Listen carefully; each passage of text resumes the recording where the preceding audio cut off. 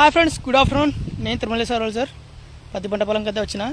ఇందాకనే ఒక పొలానికి కిడం దెంతేసి పాపించి వచ్చినాం. ఇప్పుడే 11:30 కల్లా అయిపోయింది. పొద్దుగాల వినాం. కానీ నేను రీల్ తీసుకోనికి లేదు. మా అమ్మ అంటే రీల్ తీసుకునికే నాకు మేమ తీరుతుంది, పని చేసుకో ఉంటుంది. ఇది ఇంకో పొలానికి వచ్చిన. అసలు వాడుపట్టినాయి పొలాలు అయితే,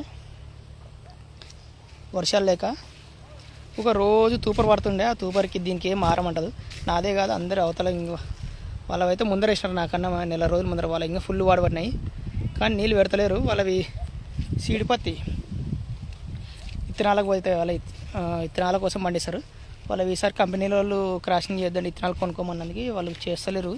ఎవరో ఎకరా లోపు ఉన్న వాళ్ళు చేస్తున్నారు సీడ్ పత్తి. 2 క్వింటాలు కొంటారు అన్నందుకు. వీళ్ళు పొలం ఎక్కువ వేసినారు, 2 ఎకరాల దగ్గర 2 ఎకరాల పైన వేసినారు. అందుకే చేస్తలేరు. మాది కమ్మర్ సీడ్ B22 విత్తనాలు ఫుల్ వాడబడినాయి. కానీ నీళ్ళు ఉన్నాయి, మాకు RDSలో నీళ్ళు ఉన్నాయి, కానీ పెడతలేను. మనం ఫస్ట్ కాలనీల ద్వారా విత్తనాలు వేసుకుంటే ఏం కాదు. ఇప్పుడు మళ్ళీ నీళ్ళు పెడితే పురుగు వచ్చే అవకాశం ఉంటుంది. ఎంతసేపు ఉన్నా వర్షాధారంగా పంట వేసినాం కాబట్టి వర్షాధారంగానే పండాలా. ఎప్పటికైనా మళ్ళీ రేపు మాపు కానీ వారం కానీ వర్షం వస్తేనే, అంతే తప్ప నీళ్ళు పెట్టాను. Okay friends, bye.